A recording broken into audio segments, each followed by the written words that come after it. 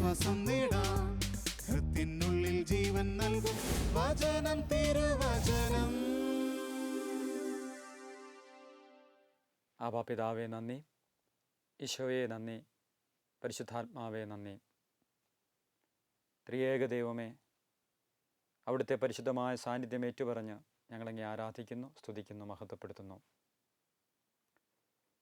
ഈ വചനം ശ്രവിക്കാനായ തിരുസന്നിധിയിൽ ഒരുമിച്ച് കൂടിയിരിക്കുന്ന അങ്ങേ മക്കളായ ഞങ്ങളെ അവിടുന്ന് അനുഗ്രഹിച്ചാലും, അവിടുത്തെ വചനത്തിൻ്റെ ശക്തിയും സൗഖ്യവും ഞങ്ങളിലേക്ക് ഒഴുക്കിയാലും,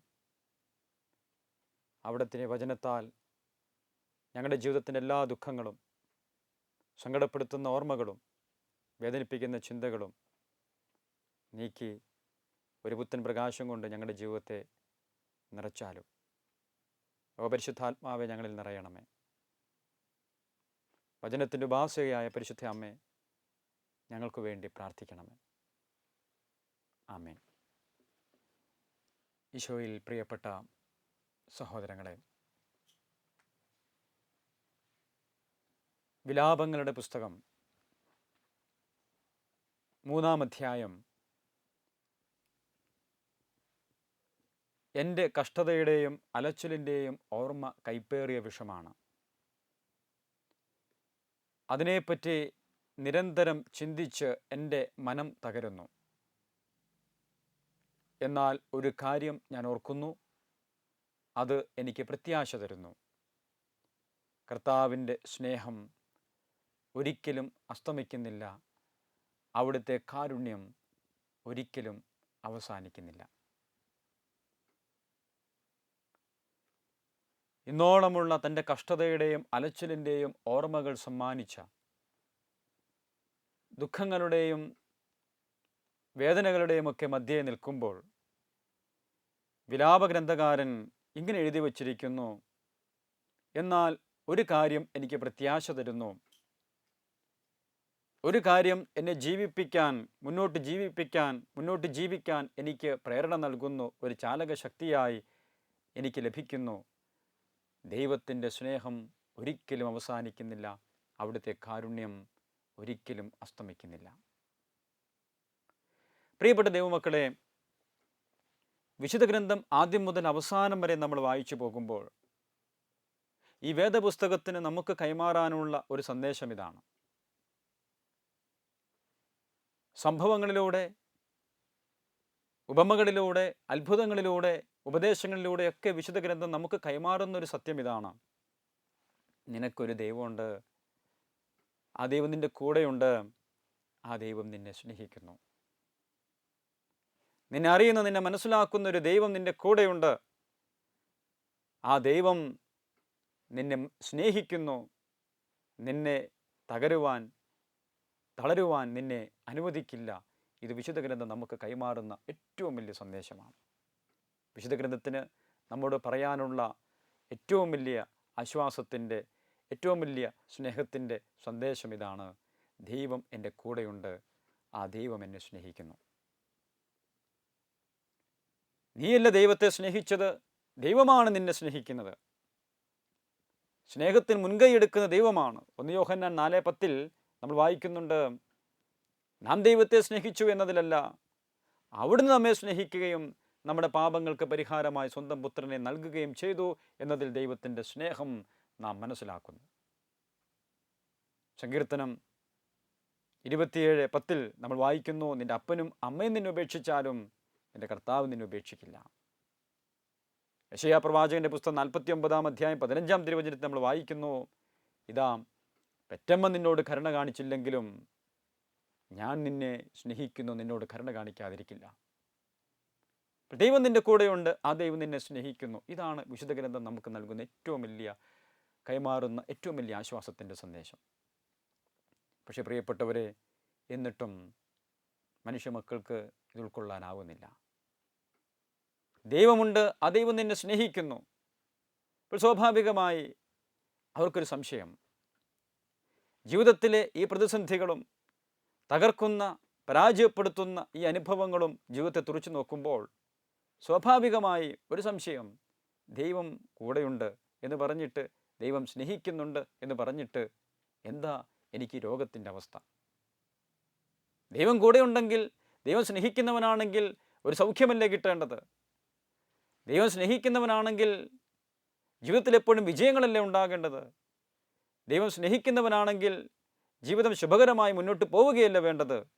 ഇതാ ദൈവം സ്നേഹിക്കുന്നുണ്ട് എന്ന് പറഞ്ഞിട്ട്, ദൈവം കൂടെയുണ്ട് എന്ന് പറഞ്ഞിട്ട് എൻ്റെ ജീവിതത്തിൽ രോഗത്തിൻ്റെ അവസ്ഥ, കടബാധ്യതയുടെ അവസ്ഥ, പ്രശ്നങ്ങളുടെ നൂലാമാലകൾ, പ്രതിസന്ധികൾ ഓരോന്നായി ഇതാ ജീവിതത്തെ തകർക്കുന്നു. മനുഷ്യനിത് ഉൾക്കൊള്ളാൻ പറ്റുന്നില്ല, മനുഷ്യനിത് ഗ്രഹിക്കാൻ പറ്റുന്നില്ല. പ്രിയപ്പെട്ടവരെ, വിശുദ്ധ ഗ്രന്ഥം പറയുന്നത് സത്യം തന്നെയാണ്. അവിടുന്ന് സ്നേഹമാണ്, അവിടുന്ന് നമ്മുടെ കൂടെയുണ്ട്. പക്ഷെ നമ്മളൊരു കാര്യം ഓർക്കണം, ദൈവം നമ്മളെ സ്നേഹിക്കുന്നു എന്ന് പറയുമ്പോഴും ഒരിക്കലും അതിങ്ങനെ അർത്ഥമാക്കുന്നില്ല, ഒരിക്കലും ഇങ്ങനെ നമ്മൾ വ്യാഖ്യാനിക്കുന്നില്ല. ദൈവം സ്നേഹിക്കുന്നു എന്നതിൻ്റെ അർത്ഥം രോഗങ്ങളുണ്ടാകില്ല, പ്രശ്നങ്ങളുണ്ടാകില്ല, തകർച്ചകളുണ്ടാകില്ല, പ്രതിസന്ധികളുണ്ടാവില്ല എന്നുള്ളതല്ല. ദൈവം സ്നേഹിക്കുന്നവരുടെയും ജീവിതത്തിലും പ്രതിസന്ധികളുണ്ടാകും. ദൈവം സ്നേഹിക്കുന്നവരുടെ ജീവിതത്തിലും രോഗങ്ങളുണ്ടാകും. ദൈവം സ്നേഹിക്കുന്നവരുടെ ജീവിതത്തിലും സഹനങ്ങളുടെ അനുഭവങ്ങളിലൂടെ കടന്നു പോകേണ്ടി വരും. പക്ഷേ നീ ഓർക്കേണ്ട ഒരു കാര്യം ഇതാണ്, ഈ സഹനങ്ങളുടെ മധ്യത്തിലും ഈ പ്രതിസന്ധികളുടെ നേരത്തിലും നീ ചിന്തിക്കണം, ദൈവം കാണുന്നുണ്ട്, ഇതെല്ലാം ദൈവം അറിയുന്നുണ്ട്, ഇതെല്ലാം ദൈവത്തിൻ്റെ പദ്ധതിയിൽ തന്നെയാണ് സംഭവിക്കുന്നത്. പ്രിയപ്പെട്ടവരെ, സുവിശേഷത്തിലേക്ക് നമ്മൾ വരുമ്പോൾ ലാസർ എന്നൊരു മനുഷ്യനെക്കുറിച്ച് നമ്മൾ വായിക്കുന്നുണ്ട്. യേശുവിൻ്റെ പ്രിയ സ്നേഹിതനാണ് ലാസർ. യേശുവിന് അത്യഗാധമായി ഒത്തിരിയേറെ അവനെ സ്നേഹിച്ചിരുന്നു. യേശുവിൻ്റെ പ്രിയ സ്നേഹിതനാണ് ലാസർ. അതുകൊണ്ടാണ് ലാസർ രോഗബാധിതനായപ്പോൾ ലാസറിൻ്റെ സഹോദരിമാർ ഈശോയുടെ അടുക്കലേക്ക് ഇങ്ങനെ പറഞ്ഞ് ആളയക്കുന്നത്, കർത്താവിനെ നീ സ്നേഹിക്കുന്നവൻ രോഗിയായിരിക്കുന്നു. ഈശോ സ്നേഹിച്ചവനാ ലാസർ, എന്നിട്ടും ലാസർ രോഗിയായില്ലേ? തിരുവചനത്തിൽ നമ്മൾ മറ്റൊരു കഥാപാത്രം കണ്ടെത്തുന്നുണ്ട്, ജോബ്. ജോബിൻ്റെ പേരിലൊരു പുസ്തകം തന്നെയുണ്ട്. ജോബിനെക്കുറിച്ച് നമ്മൾ കാണുന്നുണ്ട്, ജോബ് ദൈവഭക്തനാണ്, നീതിമാനാണ്, നിർമ്മലനാണ്, പാപം ചെയ്യാതെ തിന്മേൽ നകന്ന് സത്യസന്ധതയിൽ ജീവിച്ചവനാണ്, ദൈവവിശ്വാസത്തിൽ ജീവിച്ചവനാണ്. എന്നിട്ട് എന്താ കാണുന്നത്? ജോബിൻ്റെ ജീവിതത്തിൽ സഹനത്തിൻ്റെ ഒരു പരമ്പര. ദൈവം നീതിമാനെന്നും നിഷ്കളങ്കനെന്നും നല്ലവനെന്നും കണ്ട ജോബിൻ്റെ ജീവിതത്തിൽ സഹനങ്ങളുടെ ഒരു പരമ്പര നമ്മൾ കാണുകയാണ്. അപ്പോൾ പ്രിയപ്പെട്ടവരെ, എന്താണ് അതിൻ്റെ അർത്ഥം? ദൈവം സ്നേഹിക്കുന്നവരുടെ ജീവിതത്തിലും ദൈവം കൂടെയുണ്ട് എന്നൊക്കെ പറയുമ്പോഴും അങ്ങനെയുള്ളവരുടെ ജീവിതത്തിലും ദൈവമക്കളുടെ ജീവിതത്തിൽ തീർച്ചയായിട്ടും രോഗങ്ങളും പ്രതിസന്ധികളും തകർച്ചകളും മരണമൊക്കെ ഉണ്ടാകാം. ദൈവം സ്നേഹിക്കുന്നതിനർത്ഥം ഇതൊന്നും ഉണ്ടാകില്ല എന്നുള്ളതല്ല. പക്ഷെ എനിക്കുണ്ടാകേണ്ട ഒരു ബോധ്യം ഇതാണ്, ഒരു ദൈവമകന്, ഒരു ദൈവമകൾക്കുണ്ടായിരിക്കേണ്ട, ഒരു ദൈവ പൈതലിനുണ്ടായിരിക്കേണ്ട ഏറ്റവും വലിയ ബോധ്യം ഇതാണ്, ഈ തകർച്ചകളുടെ നടുവിലും ഈ സഹനങ്ങളുടെ മധ്യേയും എൻ്റെ ദൈവം ഇതെല്ലാം കാണുന്നുണ്ട്, എൻ്റെ കൂടെയുണ്ട്. ഇതെല്ലാം സംഭവിക്കുന്നത് ദൈവ പദ്ധതിയിലാണ്. ഇതെല്ലാം സംഭവിക്കുന്നത് ഒരു ദൈവ പദ്ധതിയിലാണ്. പ്രിയപ്പെട്ട ദൈവമക്കളെ, നമ്മുടെ കണ്ണുകൾക്ക് ഒരു ഭൗതികതയുടെ പരിവേഷം മാത്രം പോരാ. നമ്മുടെ കണ്ണുകൾക്ക് ഒരു ആത്മീയതയുടെ കണ്ണട കൂടെ വേണം. നമ്മുടെ കണ്ണുകൾക്ക് ഒരാത്മീയതയുടെ സ്പർശനം കൂടി വേണം. ഈ ലോക ജീവിതത്തിൽ നമ്മുടെ ചുറ്റും സംഭവിക്കുന്ന ജീവിത അനുഭവങ്ങളെ ഒരു വ്യതിരിക്തതയോടെ നോക്കിക്കാണുന്നവനാണ് ഒരു ദൈവ പൈതൽ. നമ്മുടെ ജീവിതത്തിൽ ഒരു ദർശനമുണ്ടായിരിക്കണം. ആ ദർശനം ഇതാണ്, എൻ്റെ ദൈവം ഇതെല്ലാം അറിയുന്നുണ്ട്, എൻ്റെ ദൈവം ഇതെല്ലാം കാണുന്നുണ്ട്, എൻ്റെ ദൈവത്തിൻ്റെ പദ്ധതിയിലാണിത് സംഭവിക്കുന്നത്. അതുകൊണ്ട് ഞാനിതെല്ലാം ദൈവകരങ്ങളിൽ നിന്ന് ഏറ്റുവാങ്ങുന്നു. ഈശോയുടെ ജീവിതത്തിലേക്ക് നമ്മൾ നോക്കുക. ഈശോ തൻ്റെ ജീവിതത്തിൻ്റെ സഹനാനുഭവങ്ങളെ സ്വീകരിച്ചത് എങ്ങനെ കണ്ടുകൊണ്ടാണ്? ഈശോ പറഞ്ഞു, എൻ്റെ പിതാവ് എനിക്ക് തന്ന പാനപാത്രം ഞാൻ സ്വീകരിക്കേണ്ടതല്ലയോ? ആ ഗത്സമനയിലെ ഇരുൾ കട്ടപിടിച്ച രാത്രിയിൽ തന്നെ ബന്ധിക്കാൻ എത്തുന്നവരെ, അവരിൽ നിന്ന് രക്ഷിക്കാൻ വേണ്ടി തൻ്റെ പ്രിയ ശിഷ്യൻ അവൻ വാളൂരി പ്രധാന പുരോഹിതൻ്റെ കാത് വെട്ടുമ്പോൾ കർത്താവ് പത്രോസിനോട് പറഞ്ഞു, പത്രോസെ, വാൾ ഉറയിലിടുക. ഇത് ദൈവത്തിൻ്റെ പദ്ധതിയല്ലേ, വാളുകൊണ്ട് ആ പദ്ധതിയെ മാറ്റിയെടുക്കാൻ പറ്റുമോ? ഭൗതികമായ സുരക്ഷിതത്വങ്ങൾ സ്വീകരിച്ചുകൊണ്ട് ദൈവത്തിൻ്റെ പദ്ധതിയെ നിനക്ക് മാറ്റിയെടുക്കാൻ പറ്റുമോ? എൻ്റെ പിതാവ് എനിക്ക് തന്ന പാനപാത്രം ഞാൻ സ്വീകരിക്കേണ്ടതല്ലയോ? കാൽവരിയോളം എത്തി നിൽക്കുന്ന, ഗത്സമനി മുതൽ കാൽവരിയോളം എത്തി നിൽക്കുന്ന പീഡാസഹനത്തിൻ്റെ ആ കാസ, കൈപ്പുള്ള കാസ ഈശോ ഇങ്ങനെ പറഞ്ഞുകൊണ്ടാണ് ഏറ്റുവാങ്ങിയത്, എൻ്റെ പിതാവ് എനിക്ക് നീട്ടിത്തന്ന ഈ പാനപാത്രം ഞാൻ കുടിക്കേണ്ടതല്ലയോ? പ്രിയപ്പെട്ട ദൈവമക്കളെ, ഒരു ദൈവമകനുണ്ടായിരിക്കേണ്ട ആദ്യത്തെ സൗഖ്യാനുഭവത്തിന്, ഒരു ആന്തരിക വിശുദ്ധീകരണത്തിന് ഒരു ദൈവമകൻ്റെ ജീവിതത്തിലുണ്ടായിരിക്കേണ്ട ആദ്യത്തെ കാര്യം, അവൻ പഠിക്കേണ്ട ആദ്യത്തെ പാഠം ഇതാണ്: ജീവിതത്തിലെ സഹനാനുഭവങ്ങളെ ദൈവകരങ്ങളിൽ നിന്ന് ഏറ്റുവാങ്ങുക. ഇതിൻ്റെ പിന്നിലൊരു ദൈവ പദ്ധതിയുണ്ടെന്ന് തിരിച്ചറിയുക. നമുക്ക് വെറുതെ കാഴ്ചകൾ മാത്രം പോരാ, കാഴ്ചപ്പാടുകൾ വേണം. നമുക്ക് വെറുതെ കാഴ്ചകൾ മാത്രം പോരാ, ഒരു ദർശനം വേണം. ഉള്ളിലൊരു ദർശനം സൂക്ഷിക്കുന്നവനാണ്, കാഴ്ചപ്പാട് സൂക്ഷിക്കുന്നവനാണ് ഒരു ദൈവ പൈതൽ. ഉൽപ്പത്തി പുസ്തകത്തിൽ ശ്രദ്ധേയമായ ഒരു ജീവിത സാക്ഷ്യമുണ്ട്. യാക്കോബിൻ്റെ 12 മക്കളിൽ ഇളയവരിൽ ഒരാളായ ജോസഫിൻ്റേതാണ്, പൂർവ്വ യോസേപ്പിൻ്റെ ജീവിതമൊക്കെ ഒരുപാട് തവണ വായിച്ച് ധ്യാനിച്ചിട്ടുള്ളവരാണ് നമ്മൾ. ഒരു സ്വപ്നം കണ്ടതിൻ്റെ പേരിൽ സ്വന്തം സഹോദരങ്ങൾ വേട്ടയാടപ്പെടേണ്ടി വരുന്നൊരു ജീവിതം. ആടുകളെ മേയ്ക്കാൻ പോയ സ്വസഹോദരങ്ങളെ ക്ഷേമമന്വേഷിക്കാൻ പിതാവ് ആവശ്യപ്പെട്ടതനുസരിച്ച് ചെന്ന ജോസഫിന് സംഭവിച്ചത് എന്താണ്? നമ്മൾ കാണുന്നുണ്ട്. സ്വന്തം സഹോദരങ്ങൾ അവനെ തകർക്കാൻ വേണ്ടി പൊട്ടക്കിണറ്റിൽ തള്ളിയിടുകയാണ്. ജോസഫ് എത്തിപ്പെട്ടത് കണ്ണുനീരിൻ്റെ ഒരു താഴ്വരയിലാണ്. അവനെ കൊല്ലാൻ വേണ്ടി, അവനെ തകർക്കാൻ വേണ്ടി സഹോദരങ്ങളിട്ട പദ്ധതി ഇതാണ്: അവനെ പൊട്ടക്കിണറ്റിലേക്ക് വലിച്ചെറിയുക, പൊട്ടക്കിണറ്റിൽ കിടക്കേണ്ടി വരിക. അതൊരവസ്ഥ തന്നെയാണ്, ഒരു അനുഭവം തന്നെയാണ്, ഒരു ജീവിതാനുഭവമാണത്. പൊട്ടക്കിണറ്റിൽ ഒരുവൻ എത്തിപ്പെടുക എന്നുള്ളത്, ഇനി അവിടുന്ന് പുറത്തു വരാൻ സ്വന്തം ശ്രമങ്ങൾ കൊണ്ട് സാധിക്കുകയില്ല. ഒരത്ഭുതമോ പരസഹായമോ ഇല്ലെങ്കിൽ ഇനി അവിടുന്ന് ഒരിക്കലും പുറത്തു വരാൻ പറ്റില്ല. അതാണല്ലോ പൊട്ടക്കിണറ്റിലെ അവസ്ഥ. എന്ന് പറഞ്ഞാൽ സ്വാഭാവികമായി ഇനി രക്ഷപ്പെടാനുള്ള എല്ലാ മാർഗങ്ങളും അവസാനിച്ചിരിക്കുന്നു. സ്വാഭാവിക ബുദ്ധിയിൽ ഇനി എനിക്ക് രക്ഷയില്ല എന്ന് ചിന്തിക്കേണ്ടി വരുന്നൊരവസ്ഥ. എല്ലാ വഴികളും അടഞ്ഞിരിക്കുന്നു. ഇനി പെട്ടെന്നുള്ളൊരു മരണവും സാധ്യമല്ല. ഇഞ്ചിഞ്ചായി ആ പൊട്ടക്കിണറ്റിൽ കിടന്ന് മരണത്തെ മുഖാമുഖം കണ്ട് മരിക്കേണ്ടി വരുന്നൊരവസ്ഥ. അത് വല്ലാത്തൊരവസ്ഥയാണ്. പക്ഷെ അപ്പോഴും നിനക്ക് വിശ്വസിക്കാൻ പറ്റുമോ നീ ദൈവപിതാവിൻ്റെ കൈവെള്ളയിൽ തന്നെയാണെന്ന്? അതാണ് ഒരു ദൈവ പൈതലിൻ്റെ ദൈവാശ്രയത്വവും ദൈവത്തിലുള്ള വിശ്വാസവും എന്നുള്ളത്. ജോസഫ് പൊട്ടക്കിണറ്റിലേക്ക് വലിച്ചെറിയപ്പെട്ടു. അവനിതാ നോക്കുമ്പോൾ കുറച്ച് കൈകൾ അവൻ്റെ അടുത്തേക്ക് വരുന്നു. അവൻ വിചാരിച്ചു സ്വന്തം സഹോദരങ്ങൾ തന്നെ രക്ഷിക്കാനായി നീട്ടിയ കൈകളാണ്. അവൻ ആശ്വസിച്ചു. പക്ഷേ പൊട്ടക്കിണറ്റിലെ വെളിയിലേക്ക് വരുമ്പോഴല്ലേ അവനൊരു കാഴ്ച കണ്ട് ഞെട്ടിപ്പോയത്. ഇതാ തന്നെ രക്ഷിക്കാൻ വേണ്ടി ആഞ്ഞ കൈകളിൽ അവൻ കണ്ടത് തന്നെ വിറ്റ് എണ്ണി വാങ്ങുന്ന നാണയത്തുട്ടുകളാണ്.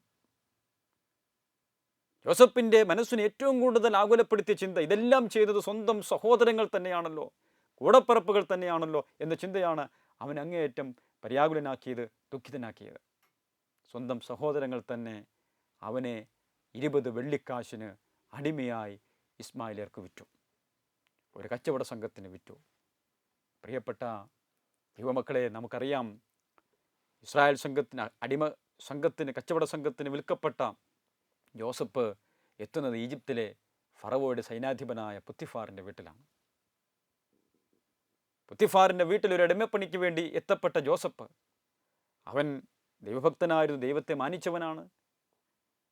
പാപത്തേക്കാളുപരി പാപം ചെയ്ത് ദൈവത്തെ വേദനിപ്പിക്കാൻ ഒരിക്കലും ആഗ്രഹിക്കാത്തൊരു ചെറുപ്പക്കാരനായിരുന്നു. പക്ഷേ അവിടെ നമ്മൾ കാണുന്നുണ്ട്, ദൈവം ജോസഫിൻ്റെ കൂടെ ഉണ്ടായിരുന്നു. ജോസഫ് ചെയ്ത എല്ലാ കാര്യങ്ങളിലും ദൈവം പുരോഗതി കൊടുത്തു, അനുഗ്രഹം കൊടുത്തു, ഐശ്വര്യം കൊടുത്തു. ഇതാ ജോസഫിനെ ഫറവോ പൊത്തിഫാർ തൻ്റെ വീടിൻ്റെ കാര്യസ്ഥനായിട്ട് നിയമിച്ചു. ജോസഫ് ചിന്തിച്ചു, കാര്യങ്ങളൊക്കെ ഇപ്പോൾ കലങ്ങി തെളിഞ്ഞല്ലോ, സന്തോഷമായി. പക്ഷേ അവിടെയും ജോസഫിനെ കാത്തിരുന്നത് മറ്റൊരു ദുരന്തമാണ്. പാപം ചെയ്യാൻ വിസമ്മതിച്ച ഈ ചെറുപ്പക്കാരനെ നേരിടേണ്ടി വന്നത് എന്താണ്? തെറ്റിദ്ധാരണയും കുറ്റാരോപണവുമാണ്. പാപം ചെയ്യാൻ പ്രേരിപ്പിച്ച പൊത്തിഫാറിൻ്റെ ഭാര്യയുടെ മുമ്പിൽ നിന്ന് ഇങ്ങനെ ചെറുപ്പക്കാരൻ പറയുന്നുണ്ട്, എൻ്റെ ദൈവത്തിനെതിരെ ഇത്ര നീചമായി പ്രവർത്തിക്കാൻ എനിക്കെങ്ങനെ സാധിക്കുമെന്ന് പറഞ്ഞുകൊണ്ട് ആ ചെറുപ്പക്കാരൻ പുറങ്കുപ്പായം വലിച്ചെറിഞ്ഞോടി രക്ഷപ്പെടുമ്പോൾ ദൈവത്തെ മാനിച്ച, ദൈവത്തെ സ്നേഹിച്ച, പാപത്തിൽ നകന്നുന്ന ചെറുപ്പക്കാരൻ്റെ ജീവിതത്തിൽ സംഭവിച്ച ദുരന്തം എന്താണ്? നമ്മൾ കാണുന്നു, പൊത്തിഫാറിൻ്റെ ഭാര്യയാൽ കുറ്റാരോപിതനായി തെറ്റിദ്ധരിക്കപ്പെട്ട് ആ ചെറുപ്പക്കാരൻ ജയിലിലടയ്ക്കപ്പെടുകയാണ്. ഒരു തെറ്റും ചെയ്യാത്ത, ഒരു പാപവും ചെയ്യാത്ത ഈ ചെറുപ്പക്കാരൻ്റെ, നീതിമാനായ ചെറുപ്പക്കാരന് സംഭവിച്ച ദുർഗതി നമ്മൾ കാണണം. ആ ചെറുപ്പക്കാരൻ ജയിലിലടയ്ക്കപ്പെട്ടു. എല്ലാവരുടെയും മുമ്പിൽ തെറ്റുകാരനായി, കുറ്റാരോപിതനായി ഇപ്പോൾ ജയിൽ ശിക്ഷ അനുഭവിക്കേണ്ടി വരുന്നു. പക്ഷെ പ്രിയപ്പെട്ടവരെ, ജോസഫിൻ്റെ ജീവിതം നമ്മൾ വായിക്കുമ്പോൾ നമ്മൾ മറക്കാതെ വായിക്കേണ്ട ഒരു വചനമാണിത്. ജോസഫിൻ്റെ കൂടെ ദൈവം ഉണ്ടായിരുന്നു. ജോസഫിൻ്റെ കൂടെ ദൈവമുണ്ടായിരുന്നു. ജോസഫിൻ്റെ ജീവിതത്തെക്കുറിച്ച് നമ്മൾ വായിക്കുമ്പോൾ വിശുദ്ധ ഗ്രന്ഥകാരൻ ബോധപൂർവം എഴുതി വച്ചിരിക്കുന്ന ഒരു വചനമാണ്, ജോസഫിൻ്റെ കൂടെ ദൈവമുണ്ടായിരുന്നു. നമ്മൾ കാണുന്നുണ്ട്, ഇതാ ജയിലിൽ കിടന്ന ചെറുപ്പക്കാരൻ ഫറവോയുടെ സ്വപ്നം വ്യാഖ്യാനിച്ച് ഈജിപ്തിലെ ഭരണ നേതൃത്വത്തിലേക്ക് എത്തുന്ന സുന്ദരമായൊരു രംഗം. ജോസഫ് ആ ജയിലിൽ നിന്ന് മോചിക്കപ്പെട്ട് ഈജിപ്തിൻ്റെ ഭരണ നേതൃത്വത്തിലെത്തി. ഇനിയാണ് ജോസഫിൻ്റെ ജീവിതത്തിലെ വളരെ ഹൃദയസ്പർശിയായ ഒരു രംഗം നമ്മൾ കാണുന്നത്. ജോസഫിൻ്റെ സഹോദരങ്ങൾ, തന്നെ പൊട്ടക്കിണറ്റിൽ തള്ളിയിട്ട, ഈജിപ്തുകാർ കടിമയായിട്ട് വിറ്റ സ്വന്തം സഹോദരങ്ങൾ, കൂടപ്പറപ്പുകൾ വർഷങ്ങൾക്ക് ശേഷം ജോസഫിൻ്റെ മുമ്പിൽ എത്തുകയാണ്. ദൈവം അനുവദിച്ച ക്ഷാമത്തിൻ്റെ നാളുകൾ സഹോദരങ്ങളെ തേടിയെത്തി. അവർ ഈജിപ്തിൽ ധാന്യം വാങ്ങിക്കാൻ വേണ്ടി എത്തുകയാണ്. തങ്ങളുടെ സഹോദരൻ ജോസഫാണ് അതിൻ്റെ ഭരണ നേതൃത്വം വഹിക്കുന്നത് എന്നറിയാതെ സഹോദരൻ്റെ മുമ്പിൽ അവർ വരികയാണ്. പ്രിയപ്പെട്ടവരെ, ജോസഫിന് സ്വന്തം സഹോദരങ്ങളെ മനസ്സിലായി. സ്വന്തം സഹോദരങ്ങൾക്ക് അവനെ മനസ്സിലാക്കാൻ സാധിച്ചില്ലെങ്കിലും ഒടുവിൽ തന്നെ മനസ്സിലാക്കാതിരുന്ന സഹോദരങ്ങൾക്ക് തന്നെ വെളിപ്പെടുത്തി കൊടുക്കേണ്ടി വരുന്ന ഒരു വചനഭാഗം നമ്മൾ ഉൽപ്പത്തി പുസ്തകം 45-ാം അധ്യായം 4 മുതൽ 8 വരെയുള്ള തിരുവചനങ്ങളെ കാണുന്നുണ്ട്. ഏറ്റവും ഹൃദയസ്പർശിയായ ഒരു രംഗമാണത്. തൻ്റെ സഹോദരങ്ങൾക്ക് തന്നെ വെളിപ്പെടുത്തുന്ന ജോസഫിൻ്റെ ചിത്രം. സഹോദരന്മാരോട് ജോസഫ് പറഞ്ഞു, തൻ്റെ അടുക്കിലേക്ക് വരാൻ പറഞ്ഞു. അവരടുത്തേക്ക് വന്നപ്പോൾ അവൻ കതകടച്ച് മുറിയിൽ കയറി കുറ്റിയിട്ടു. എന്നിട്ട് അവൻ ഉറക്കെ കരഞ്ഞു. കരയുന്നതിനിടയിൽ അവൻ പറഞ്ഞു തുടങ്ങി, സഹോദരന്മാരെ, നിങ്ങൾ ഈജിപ്തുകാർ കടിമയായി വിറ്റ നിങ്ങളുടെ സഹോദരൻ ജോസഫാണ് ഞാൻ. നിങ്ങൾ ഈജിപ്തുകാർ കടിമയായിട്ട് വിറ്റ നിങ്ങളുടെ സഹോദരൻ ജോസഫാണ് ഞാൻ. പെട്ടെന്ന് അവർ ആ രംഗം, പണ്ട് സ്വന്തം സഹോദരനെ, അനുജനെ പൊട്ടക്കിണറ്റിലേക്ക് തള്ളിയിടുന്ന, അവിടെ നിന്ന് എഴുന്നേൽപ്പിച്ച് അവിടെ നിന്ന് പൊക്കിയെടുത്ത് ഈജിപ്തുകാർ കടിമയായിട്ട് വിൽക്കുന്ന രംഗം അവരുടെ മനസ്സിലേക്ക് ഓടിയെത്തി. അവരുടെ മനസ്സിനെ കുറ്റബോധം വേട്ടയാടാൻ തുടങ്ങി. കാരണം സ്വന്തം അനുജനോട് കാണിച്ചത് ക്രൂരതയല്ല, കൊടും ക്രൂരതയാണ്. ഒരു കൂടപ്പിറപ്പും ചെയ്യാൻ പാടില്ലാത്ത കൊടും ക്രൂരതയാണ് ഞങ്ങൾ ചെയ്തത്. ഒരുപക്ഷെ അവരുടെ മനസ്സിൽ നിന്ന്, അവരുടെ കണ്ണുകളിൽ നിന്ന് കണ്ണീർ വരാൻ തുടങ്ങിക്കാണും. കണ്ണീർ വീണിട്ടുണ്ടാകാം. പെട്ടെന്ന് തന്നെ ജോസഫ് അവരെ ആശ്വസിപ്പിച്ചുകൊണ്ട് പറയുന്നൊരു ചിന്ത, പ്രിയപ്പെട്ട ദൈവമക്കളെ, നമ്മൾ ധ്യാനിക്കണം. കണ്ണീരോടുകൂടി ജോസഫിൻ്റെ നോക്കുന്ന ആ സഹോദരങ്ങളെ ആശ്വസിപ്പിച്ചുകൊണ്ട് ജോസഫ് പറയുന്നത് ഇങ്ങനെയാണ്: സഹോദരന്മാരെ, എന്നെ വിറ്റതോർത്ത് നിങ്ങൾ വിഷമിക്കേണ്ട, എന്നെ വിറ്റതോർത്ത് നിങ്ങൾ വിഷാദിക്കേണ്ട. നമ്മുടെ സന്തതികളെ ഭൂമി നിലനിർത്താൻ വേണ്ടി ദൈവമാണ് എന്നെ നിങ്ങൾക്ക് മുമ്പേ ഇങ്ങോട്ടേക്ക് അയച്ചത്. നിങ്ങൾ ഭയപ്പെടേണ്ട, നിങ്ങൾ വിഷാദിക്കേണ്ട, നിങ്ങൾ സങ്കടപ്പെടേണ്ട. നമ്മുടെ സന്തതികളെ വിസ്മയകരമായ രീതിയിൽ ഈ ഭൂമി നിലനിർത്താൻ വേണ്ടി ദൈവമാണ് എന്നെ നിങ്ങൾക്ക് മുമ്പ് ഇങ്ങോട്ടേക്ക് അയച്ചത്. നോക്കണേ, ജോസഫ് തൻ്റെ ജീവിതത്തിൽ ഈ ദുരന്തങ്ങൾക്കും ഈ അനർത്ഥങ്ങൾക്കും കാരണക്കാരായി തീർന്ന സഹോദരങ്ങളെ എങ്ങനെയാണ് അഭിമുഖീകരിച്ചതെന്നും ആശ്വസിപ്പിച്ചതെന്നും ധൈര്യപ്പെടുത്തിയതെന്നും ജോസഫ് പറയുന്നുണ്ട്. നിങ്ങൾ എനിക്ക് തിന്മ ചെയ്തു, പക്ഷേ എൻ്റെ ദൈവം അത് നന്മയാക്കി മാറ്റി. അതുകൊണ്ട് നിങ്ങൾ വിഷമിക്കേണ്ട. നിങ്ങളെയും നിങ്ങളുടെ മക്കളെയും നിങ്ങളുടെ മക്കളുടെ മക്കളെയും ആടുമാടുകളെയെല്ലാം ഞാൻ പോറ്റിക്കൊള്ളാം. ജോസഫ് അവരെ ആശ്വസിപ്പിക്കുകയാണ്. പ്രിയപ്പെട്ടവരെ, ആർക്ക് ഇങ്ങനെ ജീവിതത്തിൽ ഇത്രയേറെ ദുരന്തങ്ങൾക്ക് കാരണക്കാരായി തീർന്ന ഈ സ്വന്തം സഹോദരങ്ങളെ ആർക്ക് ഇങ്ങനെ ആശ്വസിപ്പിക്കാൻ പറ്റും?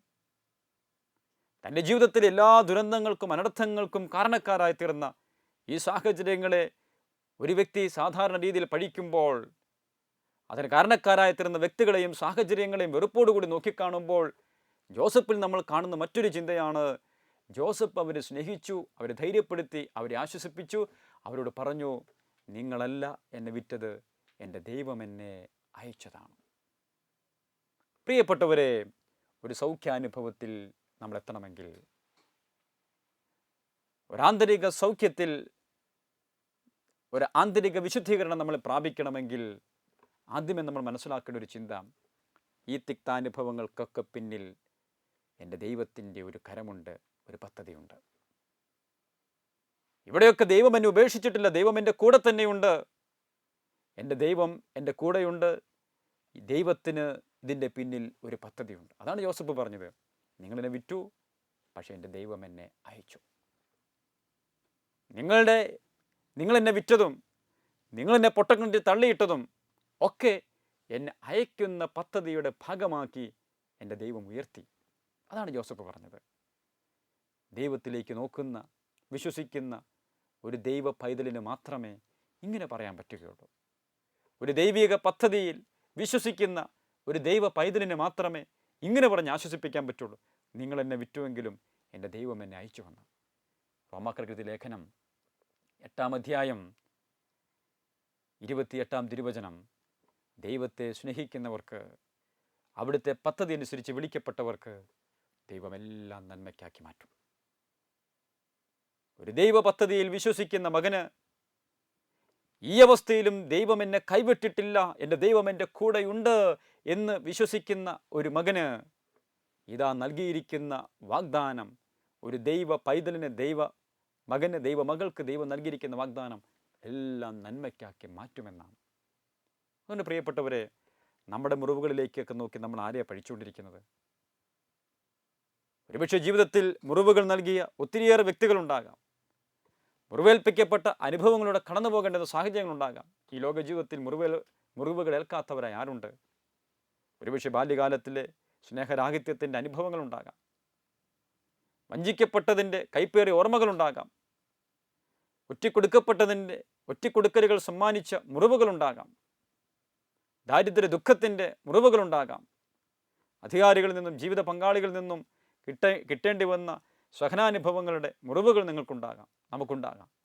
പക്ഷേ എൻ്റെ ദൈവത്തിന് ഇതെല്ലാം എൻ്റെ നന്മയുടെ, എൻ്റെ വളർച്ചയുടെ പദ്ധതിയുടെ ഭാഗമാക്കി മാറ്റാൻ പറ്റും. ഇതാണ് ഒരു ദൈവ പൈതലിനുണ്ടാകേണ്ട ഉയർന്ന ചിന്ത, ഉയർന്ന വിചാരം. എൻ്റെ ദൈവത്തിന് ഇതെല്ലാം നന്മയ്ക്കാക്കി മാറ്റാൻ പറ്റും. പ്രിയപ്പെട്ട ദൈവമക്കളെ, ജീവിതത്തിലെ ചുറ്റുമുള്ള അനുഭവങ്ങളിലേക്ക് നോക്കി പഴിക്കേണ്ടവരല്ല, പരാതി പറയേണ്ടവരല്ല, പരിഭവിക്കേണ്ടവരല്ല നമ്മൾ. ഇതിനെയൊക്കെ വ്യത്യസ്തമായ ഒരു കാഴ്ചപ്പാടോടുകൂടി കാണേണ്ടവരാണ് നമുക്ക് വെറുതെ ഒരു കാഴ്ച മാത്രം പോരാ, ഒരു കാഴ്ചപ്പാട് വേണം. യോസഫിനൊരു കാഴ്ചപ്പാടുണ്ടായിരുന്നു, ഇത് ദൈവത്തിൻ്റെ പദ്ധതിയാണ്. ജീവിതത്തിൽ ഒരു അനുഭവം ഉണ്ടാകുമ്പോൾ തന്നെ നമ്മൾ ഇങ്ങനെ വിധി പറയരുത്, ഇങ്ങനെ വിലയിരുത്തരുത്, എല്ലാം തീർന്നു, എല്ലാം നശിച്ചു എന്ന്. ജോസഫ് അങ്ങനെ ചെയ്തിരുന്നെങ്കിൽ ജോസഫിൻ്റെ ജീവിതം എത്ര പണ്ടേ അവസാനിക്കേണ്ടതായിരുന്നു. പൊട്ടക്കിണറ്റിൽ തള്ളപ്പെട്ടപ്പോൾ ജോസഫ് ഇങ്ങനെ ചിന്തിക്കുവാണെന്ന് വിചാരിക്കുക, ഇനി ജീവിച്ചിട്ട് കാര്യമില്ല, മരിക്കുന്നതാണ് ഭേദം. അല്ലെങ്കിൽ അടിമയായി വിൽക്കപ്പെട്ടപ്പോൾ ഇങ്ങനെ ചിന്തിക്കുകയാണെന്ന് വിചാരിക്കുക. അവനിങ്ങനെ ചിന്തിക്കുന്നു, തൻ്റെ ഈ ദുരനുഭവത്തെക്കുറിച്ച് ഇങ്ങനെ ചിന്തിക്കുന്നു, എൻ്റെ സഹോദരങ്ങൾ എന്നെ വിറ്റു, ഇനി ജീവിച്ചിട്ട് എന്താ കാര്യം? അങ്ങനെയൊന്നും ജോസഫ് ചിന്തിക്കുന്നില്ല. ഒടുവിലാണ് ദൈവത്തിൻ്റെ പദ്ധതി വെളിപ്പെടുന്നത്. അപ്പോൾ ജീവിതത്തിൽ ഒരനുഭവം ഉണ്ടാകുമ്പോൾ നമ്മൾ പെട്ടെന്ന് വിധി പറയരുത്, വിലയിരുത്തരുത്, ഇനി ജീവിച്ചിട്ട് കാര്യമില്ല, ഇനിയും എല്ലാം തീർന്നു, എല്ലാം നശിച്ചു, അങ്ങനെയൊരു വിലയിരുത്തലേക്ക് നമ്മൾ എത്തരുത്. ദൈവത്തിൻ്റെ പദ്ധതി പൂർത്തീകരിക്കപ്പെടാൻ ഇനിയും സമയം ബാക്കി നിൽക്കുന്നു. അത് ദൈവം നമുക്കായി ഒരുക്കിത്തരും. ആ സമയം വരെ നമ്മൾ കാത്തിരിക്കുക. നമുക്ക് പ്രാർത്ഥിക്കാം. വാബാ പിതാവേ, അവിടുത്തെ പുത്രനായ ഈശോയുടെ നാമത്തിൽ ഞങ്ങൾ പ്രാർത്ഥിക്കുന്നു. പരിശുദ്ധാത്മാവിനെ ഞങ്ങളിലേക്ക് അയക്കണമേ. ഞങ്ങളുടെ ജീവിതത്തിൽ സംഭവിക്കുന്ന എല്ലാ ജീവിതാനുഭവങ്ങളുടെ പിന്നിലും, പരാജയങ്ങളുടെ പിന്നിലും അവിടുത്തെ കരമുണ്ടെന്ന് തിരിച്ചറിയാനുള്ള വലിയ അനുഗ്രഹം ഞങ്ങൾക്ക് തരണമേ. ഞങ്ങളാരും നിരാശപ്പെടാതെ, ഞങ്ങളാരും ഭയപ്പെടാതെ ദൈവപദ്ധതിയിലേക്ക് നോക്കി ജീവിക്കാൻ അവിടുന്ന് ഞങ്ങളെ അനുവദിക്കണമേ. നിരാശയുടെ ചിന്തകൾ ഞങ്ങളുടെ മനസ്സിൽ നിന്ന് മാറട്ടെ. വിദ്വേഷത്തിൻ്റെ, വെറുപ്പിൻ്റെ, പ്രതികാര ചിന്തയുടെ അനുഭവങ്ങൾ, പ്രതികാര ചിന്തയുടെ വികാരങ്ങൾ ഞങ്ങളുടെ ജീവിതത്തിൽ നിന്ന് മാറട്ടെ. ഞങ്ങളുടെ മനസ്സും ഹൃദയവും ശരീരവും ദൈവസ്നേഹത്താൽ നിറയപ്പെടട്ടെ. ഓ പരിശുദ്ധാത്മാവേ, ഞങ്ങളെ സഹായിക്കണമേ. നിത്യം പിതാവും പുത്രനും പരിശുദ്ധാത്മാവുമായ സർവേശ്വര എന്നേക്കും. ആമേൻ.